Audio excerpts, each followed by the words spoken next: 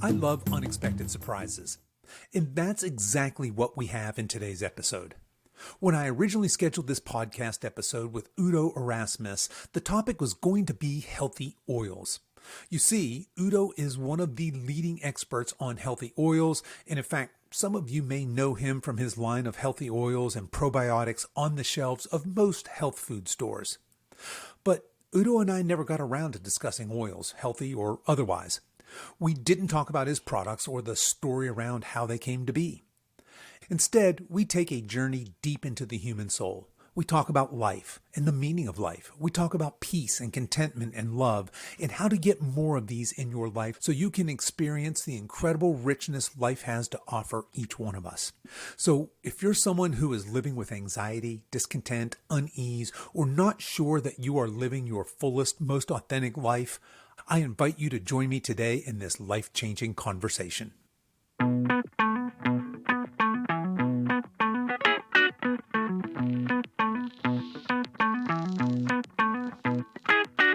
Hello and welcome to the Over 50 Health and Wellness Show. I'm your host, Kevin English. I'm the founder of The Silver Edge, and our mission is to help you build and maintain a lean, healthy body that you love for the rest of your life, so that you can show up in the second half of your life as the healthiest, strongest, most vital version of yourself.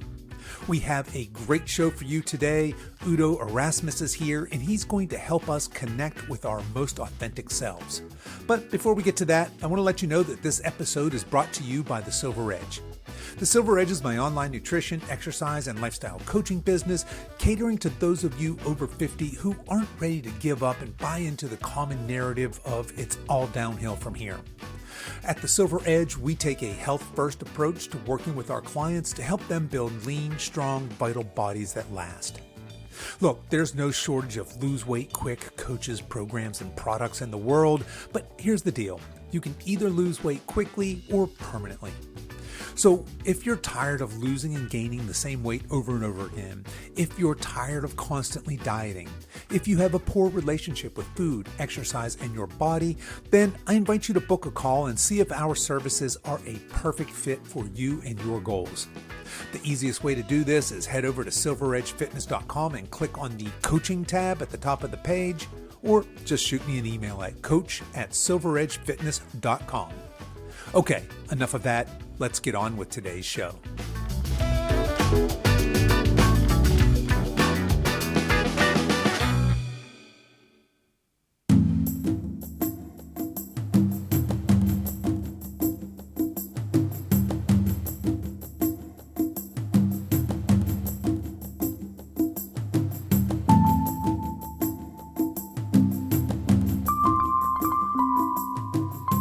My guest today is Udo Erasmus.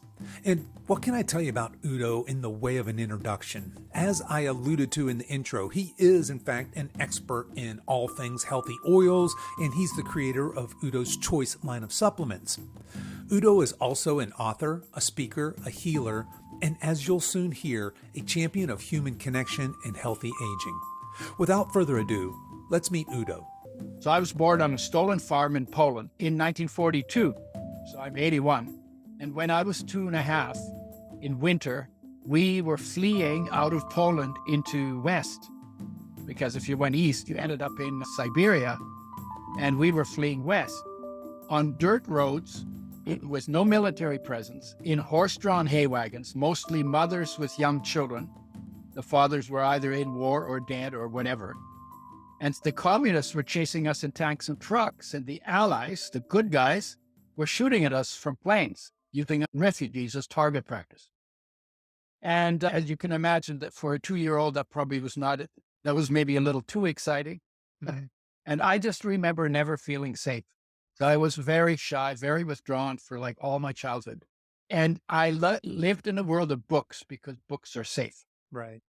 And kept to myself a lot. So I was quite a bit of a loner, didn't make friends that easily, loved exploring things. And when I was 6 years old, we were in Germany. The adults around us were arguing all the time and intense, really intense, about things that to me, as a 6-year-old, seemed trivial. And one time when another one of these things happened, it always made me really uneasy because I didn't like the tension. because it was like, here's going to be a fight, right? And somebody's going to get hurt, right? And so this thought occurred to me, man, there must be a way that people can live in harmony. And this little cocky voice said, and I'm going to find out, 6-year-old who doesn't know how complicated everything is. But that became my driver for my life, basically. And when I got older, he did a lot of reading. But when it came to studying, my parents believed in education. So I went to university and I got into science because the idea was if I understand how things work, then that gives me some predictability, which gives me some security. So I was very studious doing that. And then I got into biosciences because I wanted to understand how creatures work. And then I got into psychology to understand how thinking works. And then I got into medicine because I wanted to know what health is because I thought I could make a living. My contribution could be if somebody has departed from health in some way, I should be able to turn them around, push them in the direction of health, get them better. But in order to do that, I would have to know what health is. They called it healthcare. So I thought in healthcare, you learn about health. We only learned about disease. I went to the dean. I said, well, what is health? He said, we don't know. We're working on it. But they're not even working on it and the idea is that if you want to know what health is, then you should study health, not disease. How long do you look into the darkness before the light comes on? It doesn't make any sense, right? Right. So by that time I figured out, in biology, you learn more about health than you do in medicine because you're studying normal creatures functioning normally in normal situations. What's a cat? What's a liver? How do cells work, right? And so you're learning the normal stuff, but nobody calls it health. So I went back in, I got into biochemistry and genetics and got up to master's degree in genetics. I didn't get my master's degree because I quit just short of my thesis. And because I was still looking for something else and I didn't really know what it was, but I knew I would recognize it when I found it. And learn a lot about form and function. That's what you learn in biology. You actually don't learn about life in biology. It's called biology, study of life, but you don't actually learn about life in biology. And in psychology, which is study of soul, you don't learn about soul. You learn about thoughts and emotions. And I was looking for soul and life and health. I was looking, because I came from a bad start. So I was always looking for the good stuff, right? And so I left university and then I played with psychedelics a little and I took an LSD journey and that completely blew the door off my war baby personality. It was an unbelievably good door opener for me because it was like, oh my God. And first of all, everything I'm so studious in looking for on the outside is already on the inside. That was one recognition in that trip. And the second one is, oh my God, there's 1,000 ways I could live. I have so many options. I had never seen that. And so then it took me some time to figure out how I wanted to live, right? And then I had some very powerful spiritual experiences because I tried to figure out if you're looking for models, my parents were not my model. They were pretty intense and they'd gone through a lot. First World War, Bolshevik Revolution, Depression, Second World War. That was their life in Europe. That doesn't make you necessarily a really good model, right? No. Because you're just like, Right. just trying to cope, right? And so I decided that the best model I could come up with was the model of the masters. It occurred to me, nobody remembers my grandpa. He hasn't been dead for 50 years, but they're still talking about this guy called Jesus 2,000 years later. So my question was, what was it about him that made him memorable? Well, why isn't the religion being named after my grandpa, right? And so I decided to get the red letter edition where everything Jesus says is in red ink and everything else is in black ink, just because I'd want to focus on what was it about him and can I get some hints? Success leaves clues, right? So, and I started putting things he said to the test and I had some really interesting magical experiences, like coincidental things that happened that, should not have happened. The odds of happening were very small. And if they hadn't happened, I would have been in trouble. And I had a number of experiences like that. So that gave me a certain amount of trust in what I was reading. And then one day, this group of people came up the West Coast from California. They called themselves the Jesus People's Army. And that should have been a warning, because army is not exactly a term of endearment in my life, in my experience. But I missed the cue. And I thought, well, these guys must be like me. They're trying to understand the essence of the message. And so what we're going to do is we're all going to get together and everybody's going to share their stories of what they've discovered so far. And we'll leave the evening all enriched by sharing those experiences. That's what I pictured. That's not what happened. I went to their coffee house. I sat down at a table and a guy swooped in next to me as soon as I sat down. That should have been another cue, but I missed that one too. And I looked him in the eyes and I said to him, it must be possible to see God and live. Because we were told as kids, if you see God, you die. It's like, wait a minute, this is my father. He loves me unconditionally. And then I look at him and he kills me. It's like, that never made sense. So that's what I said to him. I didn't introduce myself. Just black. And he jumped out of his chair and his arms were wildly flailing around. And he yelled at me, "You're from the devil. You're from the Antichrist. Get out." So I got slinking out of there. I'm standing on the sidewalk and I say, well, let's see. I haven't seen God. Maybe I'm asking a question I shouldn't be asking. And I got really confused. And I got really desperate. And with desperation sometimes comes sincerity. And it was like, oh, I just really, really, really want to know the answer to this question I've been pursuing. And so I went into nature for the weekend because that's how I used to clear my head. And when the city got too much for me. And in the middle of the night, I was on a beach all by myself, nobody else there. And in the middle of the night, I woke bolt upright from dead asleep. And there was a being made of light.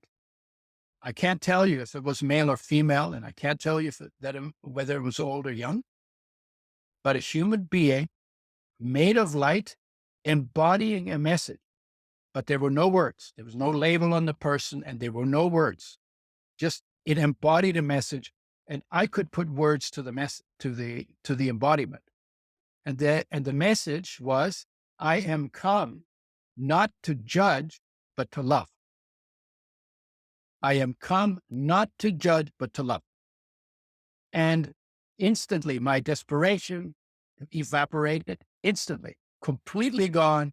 I have never had a question since that day of what was the essence of the message of the master or the masters.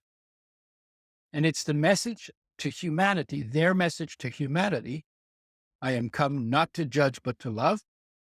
But then I started thinking about it and I said, okay, well, actually, isn't that also the message of life to your body? The message of life to your body, the message of life to your 60 trillion cells. I am come not to judge, but to love. And then when I worked that through, it's like, okay, my individual essence is empowering unconditional love. So is yours, because my individual essence is not the body, but life. See, because I call this my body. That means I'm not the body. I'm the owner. Life is the owner of the body. And life is solar energy, a fraction of solar energy that gets stored in molecules of food that we eat that get broken down in our cells. That solar energy is released. Now it's called life energy. And when you bring your focus into the space your body occupies and look and listen and feel and even taste the energy in the space your body occupies, that is life. And that energy is also the master. So you've got sunlight becomes life, is the master that weighs nothing and runs everything in your body 24/7, 365 lifelong. So that experience I had that night that came from super desperation and really wanting to know basically became my foundation. Why? What does that mean? So then it became a memory. So then I said, man, how can I stay in the presence of that presence? And that led me to a practice every day, bringing my awareness, which is usually wandering around in the world or roaming around in my head, bringing it deeper into the space my body occupies and just hanging out in that space and observing what is there. And the deeper I go and the more I do it, the more I get in touch with what is my individual essence of unconditional love. And when I feel it, my life changes completely. Before I knew that, I was always looking, this is anxiety. I have a little, I definitely, from my war experiences, I'm given to anxiety, right? So I'm going, what can I do that'll get me taken care of? Of course, anything you do on the outside is not going to take care of you in the way that you want to feel taken care of. Hmm. And so when I learned how to do the practice and take time to do it, I realized, oh my God, I am taken care of. I've been taken care of every day through all my dramas and all my traumas perfectly by life. And, and then I thought, well, yeah, okay, maybe I'd like to get to know that better. And now it goes like this. Okay, I'm cared for 100%. If I don't feel cared for, I know where to go to feel it, because I don't feel cared for when I'm out there. I feel cared for when I'm in here. So I know where to go. And when I feel cared for, it's not about me anymore. I'm taken care of. Now the question is, okay, where can I help? What needs to be done? I wouldn't do things that needed to be done if I couldn't see that they would take care of me before. Now I say, oh, let's do it because it needs to be done. So I pick up litter on the street and put it in the garbage. Just a little example, right? Not because it's my job and not because somebody's paying for me, but because I like my environment. It's to have a certain quality. So I do what it takes. Right. And then the other question is, what's the biggest splash of good that I can make in the time that I have on earth? And it always comes back to love. That was always the message of all the masters, So go to the love, find the love is your essence, and bring that to expression in the way you live your life in the world. So that's the backstory. That is a fascinating, beautiful backstory. I had done a little bit of research and I knew you had quite the background, and I thought we were going to come on here and talk about healthy fats and. Well, we'll get there. We can do that. We'll get there, but this is so much more of a fascinating topic to me. So I just wanted to kind of go back and talk a little bit. Well, first of all, how long ago was it when you had that vision where you had that message? Yeah, in 1970. Okay, so it's been a while, yeah. So I was 28 and they didn't talk about it for 50 years. Oh, is that right? Because it was personal. It was just me, Yeah. And when you talk to people about those kinds of experiences, a lot of people, if they haven't had them, they're all weird or they think you're weird or whatever, right?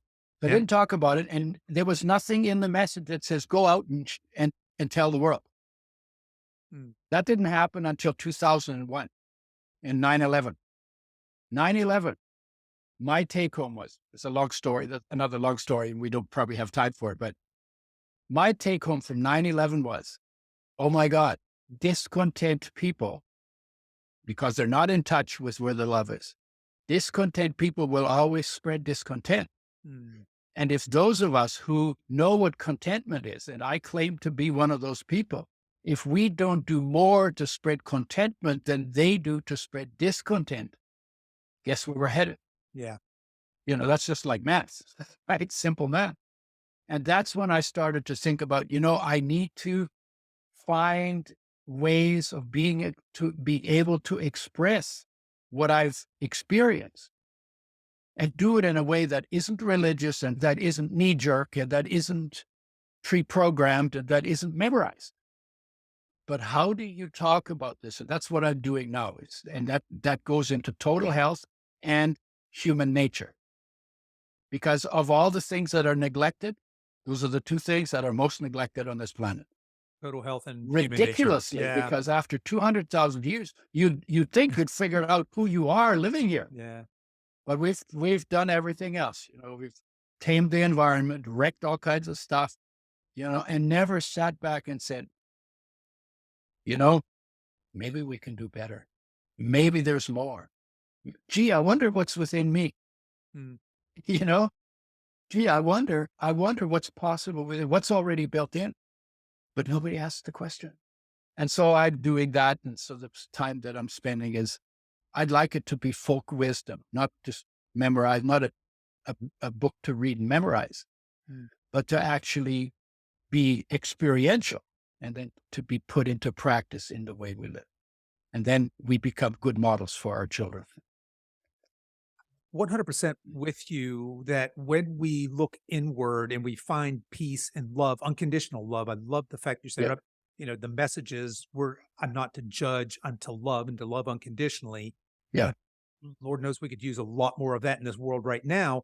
But I love the idea that you turn that in on yourself first, because that's pretty important. I think most people miss that. I feel like when you have that acceptance, that perfect sacred love for yourself, only then are you able to do what you're explaining now. Now it's a service. Now what do I do? Yeah. I turn around and I share that with others. Yeah. Yeah. Well, it's even simpler than that, because think of it this way. Whatever is your state of being or your state of emotions will come to expression automatically in how you think, how you speak, how you act, and what comes out of the action, the consequences, right? So if behind the love, by the way, if you go a little deeper, there's an all-encompassing peace. And you can experience that peace by going to the core of your own being. And when you're in that place, you recognize that that peace is not limited to the dimensions of your body, but it actually goes out to infinity. So you are a center of peace that goes all the way out to infinity. And you're literally surrounded by peace, filled with peace. Peace is everywhere. Peace has always been everywhere. Peace will always be everywhere. And then you manifest something into that peace, whatever it is you're manifesting. So if you have that peace and you see peace everywhere, then you're going to live into a world with the expectation and the assumption based on experience of peace. But if you're angry, then you see enemies. And if there are no enemies, you'll create them with your anger. And then you'll live in a war zone, because you're living out of your anger, you're living into a world of enemies. And if you're fearful, then you're going to see danger, even where there is none.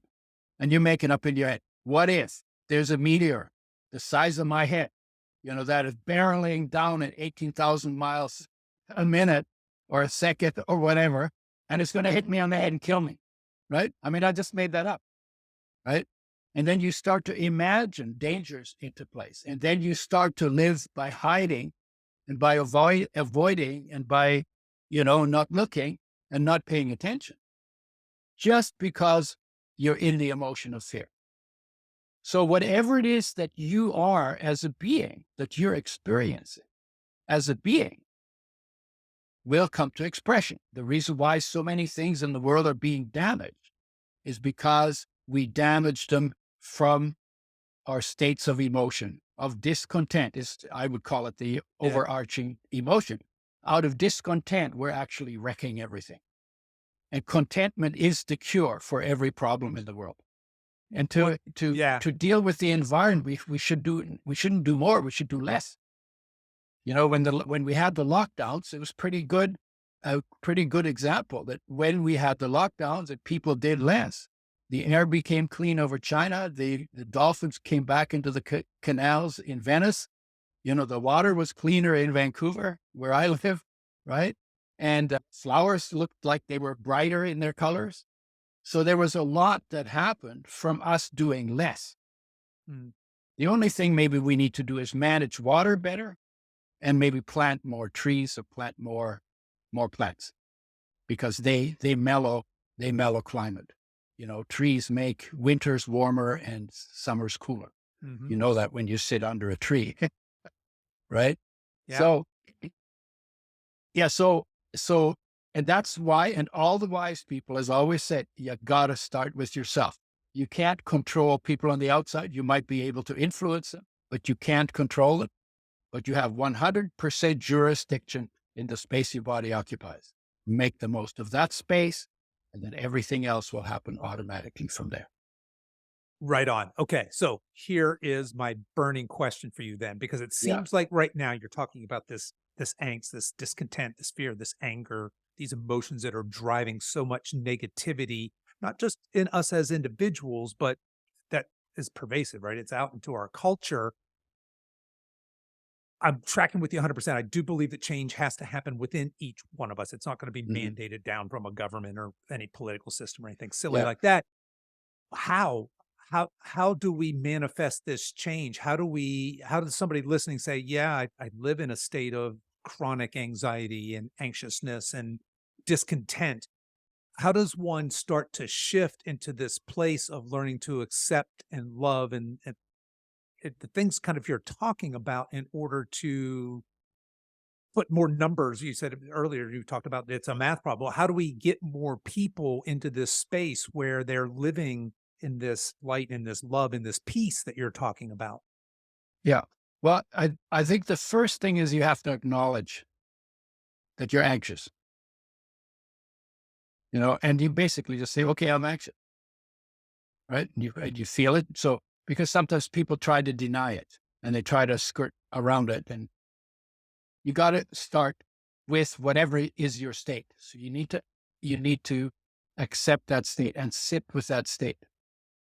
The second thing is, and this is where I can make a contribution, which is remember that what you're looking for in terms of contentment or love or peace or truth or beauty or richness, all of that is already within you. And so what I say to people is, I call it heartache. Discontent is a word for it, but so is heartache. And heartache has a lot of different names, but it's an uneasy feeling here, your chest. And that feeling, we name that feeling by what triggered it. So like your girlfriend dumped you, you got heartache. So you call it heartache, right? But you might not have a girlfriend but you'd like to have a connection. Then we call it loneliness. Or somebody you love, you put energy into somebody and then they died. Now we call it sadness or grief or sorrow, right? And I have literally 10 pages of different things that people call this uneasy feeling based on what triggered that feeling. But the trigger of that feeling is not the cause. And that's really important to understand. The cause of that feeling is your disconnection from yourself, from your internal magnificence or awesomeness or whatever you call that. And so the question is, well, how did that happen? Because we don't know. So you have to go back. When you were in your mother's womb, and this is true for 8 billion people that came out of mother's wombs, when you were in your mother's womb, there was nothing to do. There was no place to go. Everything was taken care of, including oxygen and pee. So everything was taken care of, and it was pretty safe. So you're in a little tank of saline water, amniotic fluid, right? I call it the Buddha tank. And there was literally nothing to do. You had no words, you had no culture, you had no religion, you had no race. You were just floating in a tank. You didn't even know you had a body because, there wasn't currents making show you where the limits of your body are, right? And so where was your focus? Well, your focus had no place to go. So it was at rest inside, in its source, in life, in that energy, and beyond that in peace. And you were literally in deep meditation for 9 months if you're a term baby, right? And if you think about it from your perspective now, oh my God, that must have been so damn boring. How can you spend 9 months doing nothing, not even breathing? But if you look at the pictures of fetuses, they're not bored. Sometimes you see this little smile come on their face, right? So some things, but you're in deep, deep, deep meditation. And so your focus is present inside, but it's absent outside. You don't even know there is a world to go out to. And then you get born, everything changes.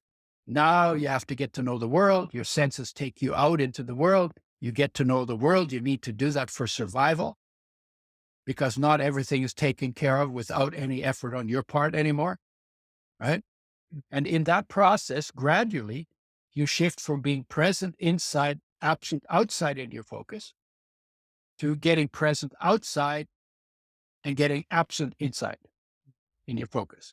And heartache begins with the disconnection from our internal nature, basic, whatever you call it, love or peace. And, so our disconnection from ourselves is where heartache begins.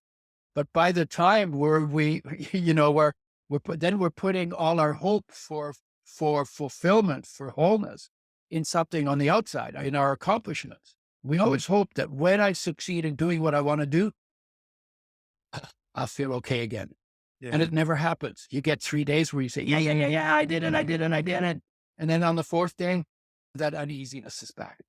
You feel let down. It's like, is that all there is? And then you start again. And it's like, well, if it wasn't that, well, maybe it was something else. Well, maybe I didn't think big enough. I got $1 million. Maybe I need $10 million to be happy. Because nobody knows. You don't know what the recipe is, right? Right. And so you try something else. And then you succeed, and then you get the same thing. 3 days. So yeah. Well, that didn't do it either. And then that's why we do drugs, and that's why we do alcohol, and that's why we are serial one-night standers, and that's why people chase money, and that's why people kill people, and that's why we have wars in the midst of peace, because peace is everywhere, but your focus is not on the peace. So you end up putting something else into that peace that may be atrocious. Yeah. Right. And so that heartache, the point of this story is, to your question is, well, how do you begin? When your heart aches, don't look for heartache. You get lots of it in your life, but don't ignore it or deny it. But when you feel it, sit with it. Accept it. Don't try to explain it away. Put a theory that you pull down over your head. Don't blame it on other people, because we do all that, right? Oh, yeah. But sit with your heartache and quietly sit with it. Don't judge it, just feel it. Not going to kill you, but it pulls you back to yourself. So now you're out of your head, you're in that feeling. And a hair's breadth behind that feeling is your wholeness. So you want to start with heartache. That's why. And then you want to do a stillness practice. That's the point of meditation. But if you don't know to start with heartache, then you're going to try and skirt your way around it. And you're not going to do meditation. You might sit in the mode of it and you're tripping. You're thinking about this and that. Yeah. But when you're in the feeling, and then the deeper you go, the more deeply loved you end up. So it always comes back to some kind of, now, there are people who do it through music. They get into they do it through running sometimes. They do it through sports. They do it through stamp collecting, if you're really into that, right? Whatever it is, you get closer to that. But ultimately, and every master will say that, and every wise person will say that, and everyone who knows what that feeling is and lives in it will say that. Ultimately, it comes down to you making stillness important in your life. We're like, we live in a world, we say, work hard and play hard. Right. But nobody says, do nothing hard, right? Because that's where your balance is. And what we do is we get burned out by working hard and playing hard and not taking the time for stillness. And stillness is boring at first, just like it was in the womb. Just remember, you were there for 9 months, you weren't bored. But when you feel that boredom, because people say, I tried meditation, it doesn't work, it's just really boring. No, when you're bored, you're on the right track. Fall in love with the boredom. Fall in love with the boredom because it's taking you a little closer. You're already out of your addiction to action. you're already closer to being, and you go just a little bit deeper and you discover the peace and the love and the joy and the bliss. And we all have that in us. This is like, it doesn't matter what your religion or your race or your gender or your age or your geography is. Every human being, this is our biological makeup. This is the roots of human nature in every human being. And they have different ways of expressing it, and they have different experience of it, because there's a lot to experience. No, but mystics understand each other because they're not memorizing, they're not hammering each other with memorized scriptures. They're speaking as an expression of an experience. And they don't feel driven to have to convince everybody to their own story. Everybody has a story. Everybody has a different story. And all those stories are beautiful. And the deeper you go, the more beautiful the stories become. So is that a good answer to your burning question? That is a fantastic answer to my burning question. I just feel like we're missing so much of that in our culture. I mean, like you said, our culture idolizes that go, go, go mentality. Yeah. And yeah, we're supposed to be human beings, and we've become human doings. But being is more important than doing, because being is the foundation. You can live without doing, but you can't do without living. You can be without doing, but you can't do without being. So being and it means when we do, we're actually living without foundation. And that's why everything goes. That's why killing is the same as healing. That's why everything goes. But if you're in your being foundation, everybody's okay. You can let people be themselves. You don't have to hammer them. It's also the best form of leadership. The leader for every human being lives inside of the core of their being as unconditional love. Why aren't we all following that leader? Why are we following some guy in Ottawa or some guy in DC or some guy in Berlin or wherever the hell these guys are? They don't even know what's going on in their own body. Never mind their own family. Never mind you, who's like 1,000 miles away from where they are. And then you think that we should all follow those leaders? The best thing that they could do is either be inspirers, but then they have to do their homework first, and politicians haven't done their homework, right? Or if they're not inspirers, then at least they could be administrators or managers of, to help with the affairs of the people, of the people, right? But leading them, really? Yeah. What do you want to lead people to? If there's a leader, if you need a leader, it's a leadership that leads you to yourself and to the leader in you, which is the same leader. We're actually all following the same leader when we let life be the leader, which it is, but we're just denying. Yeah, no, that's a good way of putting that. I do think that life is the leader, and we have all these artificial constructs on top of it. Yeah. And buy into life is a leader. Life runs the whole show on the planet. Right? Can't get around that. Or solar energy as life, as the master runs the whole show on the planet, in every human being, in every cell. Right? Yeah. Well, all right. Well, Udo, I've got, because I do want to dig into a couple other areas with you, but before we go there, after this conversation, just a couple questions pop up here in my mind. One is, when you're out and about and people ask you, hey, what do you do? Yeah. How do you describe yourself and what you do to people? Well, my easy answer is as little as possible. Okay.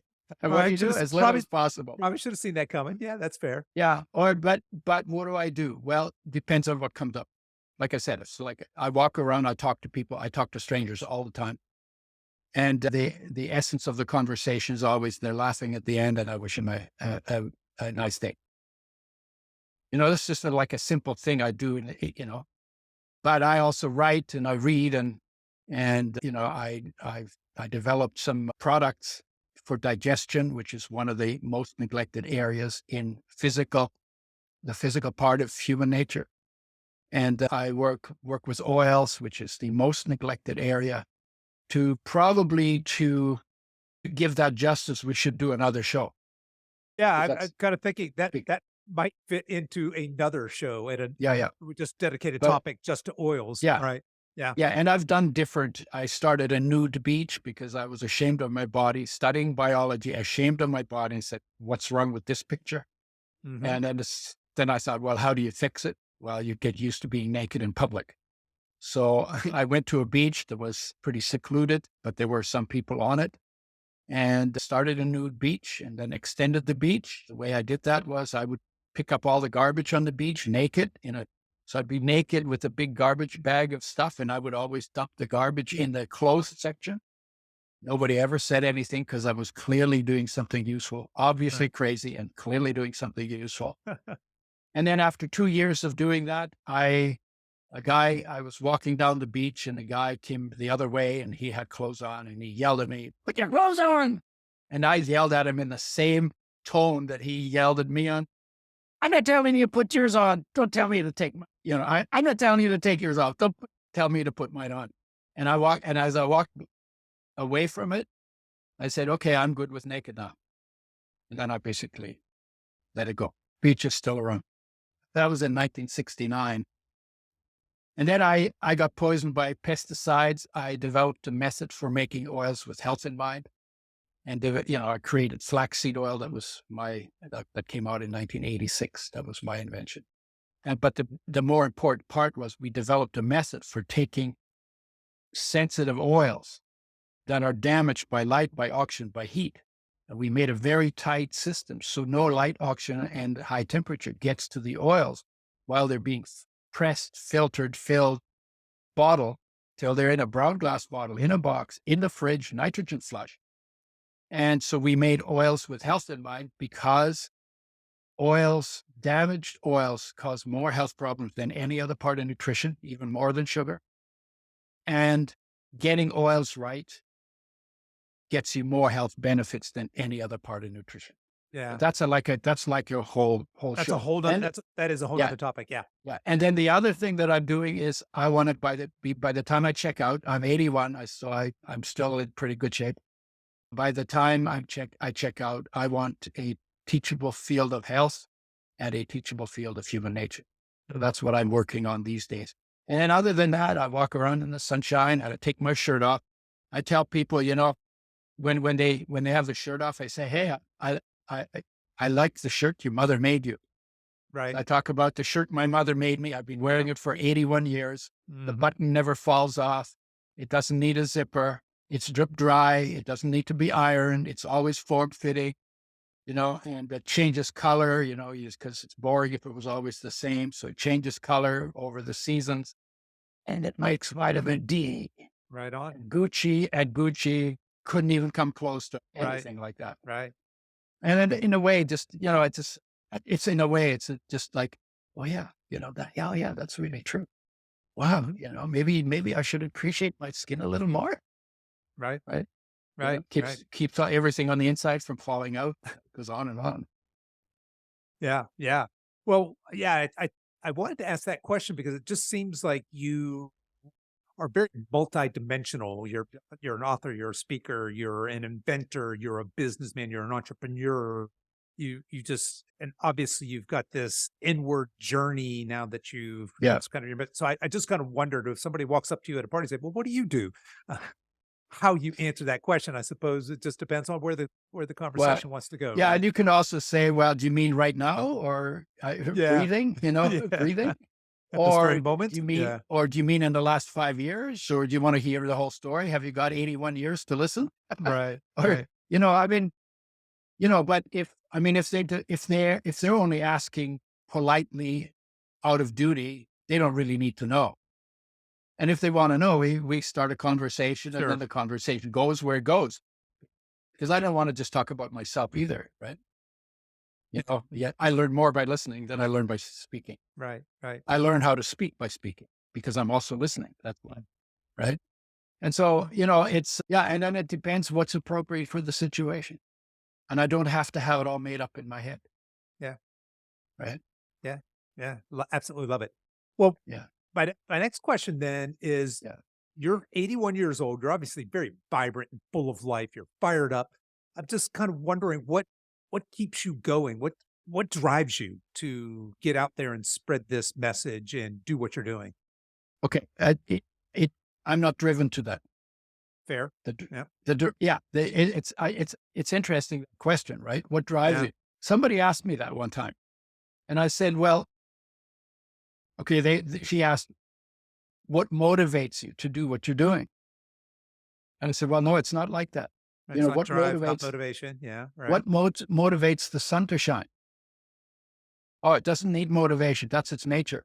Mm-hmm. Well, that's true for human beings too. When you are present in your nature, you're not driven. There's a current that takes you forward. And it's a calm current. It's a quiet current. It's an inner current. It's not like, we always say, oh, how do we get motivation? Oh, and then somebody, gets you motivated because they loud and they talk fast, and it's kind of cool. Right. And then you get a contact high from that person. I think that may be the best way to describe it. Mm-hmm. Then you go home and you're with all the other boring people that you're with, or you're into the same boring habits that you have, or, then pretty soon it wears off. Yeah. Sometimes it's gone in a few days. Sometimes it's gone in a week. It hardly ever lasts more than 3 months. Then you got to go and get a refresher. Yeah. But your life, your drive, your power, your energy, your juice is inside of you. Why don't you tap into that juice? So instead of getting on the plane and paying for a hotel room and eating crappy food because you're not in charge of it, why don't you just stay home and tap into where your shine is?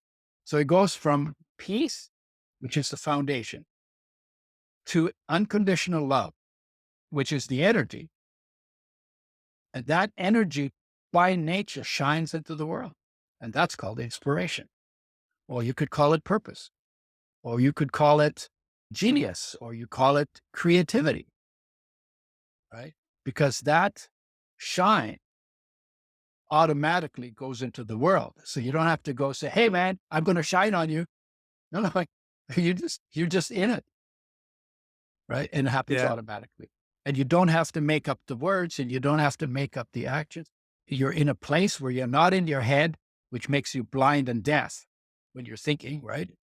So you're actually in the situation, and you could respond into the situations by the interaction of the need of the situation and your own abilities, right? Yeah, I can't fly up on a tree because, but you have limits to what you can do, but you don't have nearly as many limits as you think you have. Because when you're in your power and your energy and your love and your peace, there's a lot of talent you have to help in simple ways from the outside in people's lives. And and most of the work in every person's life is actually done by the life within them. I can put a blanket on the baby, but I can't make its heart beat. Right? Yeah. I can keep the room warm, but I can't make purpose of life clear to a teenager. They have to find that within themselves. Yeah. And then they try to get it out of a book, or get it out of their friends, or get it out of somebody, but ultimately purpose is built in. And again, it comes to stillness practice. The purpose is already there. And when you're in that stillness, you find out the purpose is maybe not, oh, I'm going to be an engineer. I'm going to help where I can. Yeah. That's all, right? Life is precious. This is what makes the planet precious. It has life on it. That's the treasure. Everything that is really satisfying to human beings, that feels good in the heart, is anything that has to do with caring, being responsible for, being competent in, helping to support life, or to even encourage, empower. Nothing else feels as good, and when we talk about oils, why that project came to be is because I realized, oh my God, if we could make oils with health in mind, we could help almost everybody. I got so excited. I had no business background. It was all done on inspiration. We got so excited and we worked our butts off. And I don't remember ever feeling like I was working. We would Yeah. work all day and drive all night. And it was just like, oh my God, I get to do this. Mm-hmm. How did I luck out on that? Yeah. How does a war baby that, I didn't even like working. When we studied oils, fats, they were boring to me Mm. because my professors were bored because they were all working on DNA, RNA, protein, and, the code had been broken and, all of a sudden, oh my God, we figured out life. Of course we haven't, but it seemed like it. It was a big deal. And they didn't like oils. So I didn't like oils. Lipids, we call them, right? Mm-hmm. But then I got poisoned by pesticides. And then I started looking for how can I fix my body? And I had the biochemistry genetics background to do that. And then I came across oils and said, oh my God, they're so damaged. And we should make them with health in mind. I can't get healthy on oils that are damaged like this. We should make them with health in mind. And then this whole thing just unfolded. And then the timing, omega-3s were established as essential in 1981, which was the year after I got poisoned when I already had my head buried in the journals. Mm. And I found out and I ended up at the front of the oil parade.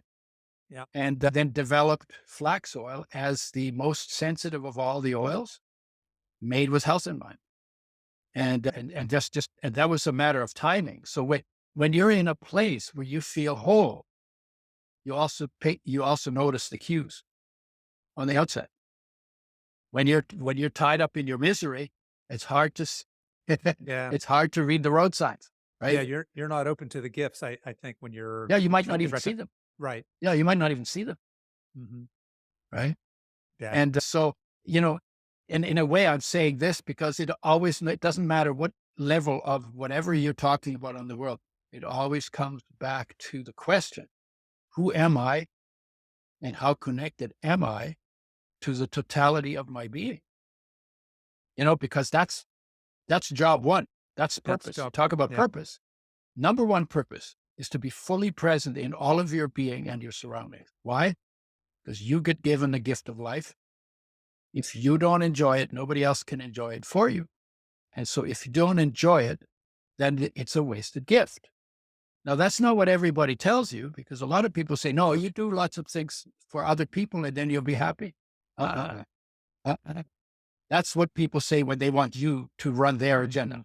Yeah. Right? But fundamentally, first purpose, main purpose is you're alive. What is that? Be fully present in it because it is an incredible gift. And then purpose two, when you fulfill that, purpose two is where can I help? It's that simple. It is actually that simple. And how I help can be from inside because you have a talent for something. There might be like a topic that you get interested in. You have experience in it, whatever. Or it might just be small stuff like helping the old lady across the road. Mm-hmm. Right. But it's always about helping. And the help I get, I need a little food and I need a little sleep and I need a little water and I need a little air. So my needs are pretty simple. I don't need a mansion. I don't need $150 billion, right? If I had $150 billion, I think $149 billion I would give away just for starters, because I'm not sure that I know even what to do with $1 billion, right? Yeah. I mean, it seems like we spent all of our time here talking about this inner work, discovering this love, discovering this peace, stepping into it, accepting it. What I'd love to do is have you back on and maybe talk a little bit about the physical self, right? And we can round that happy to do that in a discussion with oils and then go from there. I know you have that. I think it's even a book, right? Your Total Sexy Health with your 8 steps. We've discussed, I think we've hit on some of that. We've hit on some of it, but we've certainly maybe have some fun with that as well. Yep. We're talking to people who are interested in healthy aging. Yep. But I guess let's kind of wrap up here. So, I mean, you've had this amazing life. You are an amazing life, and you've contributed so much. What's on the horizon for you? What's next? What are you excited about here in the future? Yeah, still it's total health, because the idea is this: So I got into oils, then I got into digestion, then I got into greens because those are foundational, basic. It doesn't have to be fancy. It's about living in line with nature and your nature. That's what health is. When you live in line with nature and your nature. And then I said, okay, well, what else affects health? And the answer I got was everything. Oh, so I need to be everything. And so that's how I got into, well, let's talk about total health. And because when we talk about health, we usually talk about food and fitness. Yeah. And then water, and then air. And then now we're talking about mindset, right? So how you think affects your health too. But there's a whole lot more to it. Who you hang out with and your environment, how you are with the big picture of being in a temporary body in an infinite universe. How are you with that? Because if you're not okay with that, then that's going to create stress, and stress is, and then how connected are you going inward? Because everything affects health. In fact, peace, when you experience peace, it changes your brain chemistry and it changes your stress levels, and it actually reverses aging. Yeah. And there's good studies on that. Right. And so then you say, okay, well, you're getting old. And then instead of sitting down and sitting still and letting peace reverse your aging, you get in your head and say, I could, what do I do? Then you get all anxious, get all stressed, and you get old faster. Then you eat some sugar because you're stressed, right? Then you get more wrinkles, right? Mm-hmm. And then you're actually aging yourself because you're not cool, right? So one of the anti-aging strategies is be cool. Be cool. Yeah. Yeah. Find your peace. Don't get tripped out by everything. Don't get angry about trivial stuff. Let most things be the way they are, unless it's life threatening. Don't interfere. Just like enjoy the gift. Yeah. Well, you've got, you certainly, your message of the gift, I think, resonates with everybody listening, because I think what's landing with those of us that aren't as far along on the path, perhaps, we've all had glimpses of what you're talking about in our lives, right? Yeah. We all Yeah. know innately somehow that that's there and that it's possible, but it's just tactically, perhaps, how do I get more of that? How do I find more peace? How do I find more meaning? How do I find more Yeah. love? How do I get it? Am I comfortable with the sacred reality around me, or however you want to Yeah. explain that? And I think that for most of us, we live our lives again in that go, go, go, busy, busy, busy. I'm this, Yeah.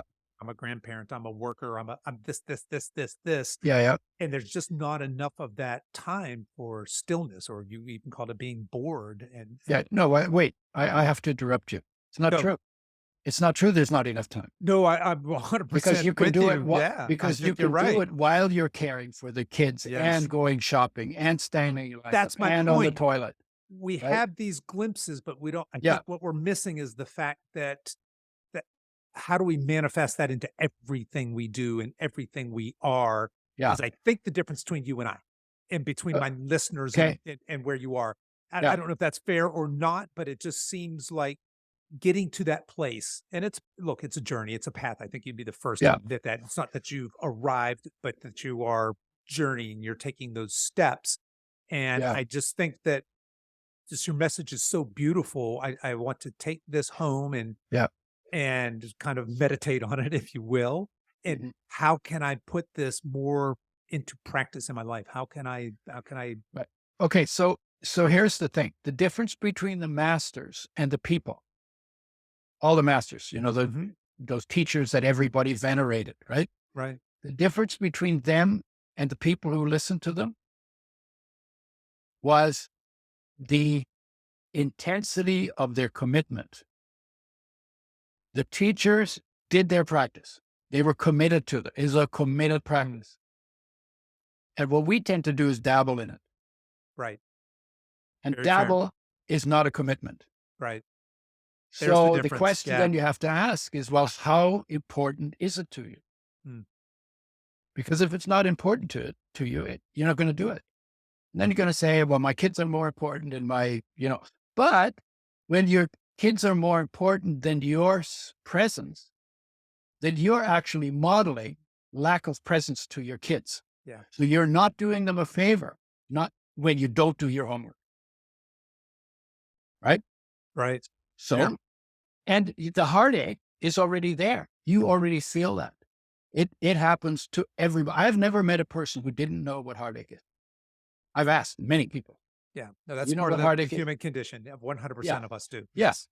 Everybody, that's your call to come home. That is your greatest gift other than being alive. Greater gift than your kids, greater gifts than your job, because that is your heart calling your focus of awareness to come back home inside to its source in life, in awareness. Give that the attention it's calling for, because when you do that, it makes everything better.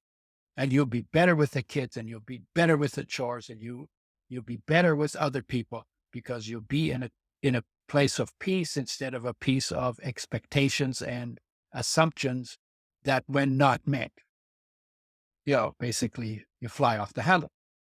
And so doing the homework and the same thing, because of the damage we've done to the earth, because we're dabbling at best and not committed to the homework. We're not just screwing up our kids, we're screwing up their world too. So if you love your kids, then use your kids as an excuse to become real and committed about doing your homework on yourself, so that you can actually be a model that is sustainable for them in their life and for the planet. There you go, folks. Let's all make that commitment to ourselves, to our children, to future generations, to our planet. Absolutely love that. And heartache calls heartache. Heartache. There you go, folks. Heartache and that's you your sit with homework. it, Yeah. It's calling you to you. make that Yeah, commitment. it's calling you 100%. Yeah.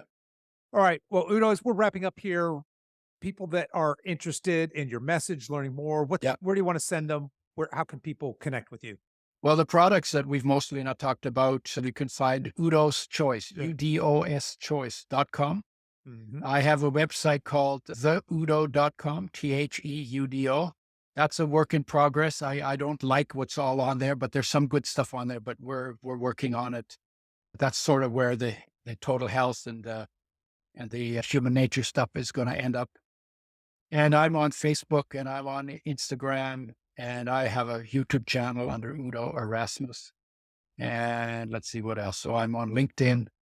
And if you go on Google and you just put UDO, my name is not even a 4-letter word. So UDO, you put that in the search, I will show up on the first page, because there's not a lot of Udos. Not a whole lot of Udos around. Yeah. Folks, I will also include all of that into the show notes. You guys can find that there. And the other thing that's maybe useful for what I'm doing, I do quite a few podcasts. And if you go on Google and you look at Udo Erasmus /podcasts or podcasts /Udo Erasmus, you can find a bunch of podcasts that I've done. They're usually about the physical part of health, or they're about human nature, like what we've been doing today. Right. And we're 100% going to have you back, and we're going to cover the physical part in a future episode. So we'll do that. Perfect. Yeah. Right. Because the physical part also needs attention. Everything also needs attention. 100%. Everything has to get its due if you want to live like. That's right. Yeah. All right. Well, Udo, I want to thank you so much for coming on the show today, taking the time to share your wisdom, your knowledge, your passion, and your love with us. I love the work that you're doing. Love the message that you are spreading. I just encourage you to keep up the great work. Yes. Thank you.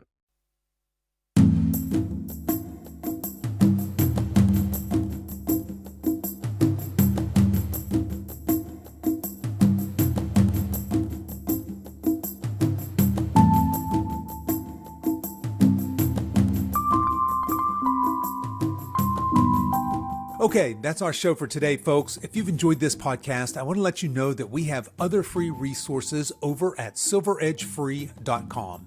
There you'll find our free guides with our top tips on nutrition, exercise, and healthy lifestyle to assist you in your weight loss and fitness journey. So feel free to head over there and download anything that looks useful to you. I'll put links to everything we talked about in the show notes, and you can find those over at silveredgefitness.com/214. As we wrap up our time together today, you can show your support for this show in two important ways. The first is to tell a friend about this podcast and encourage them to give it a listen.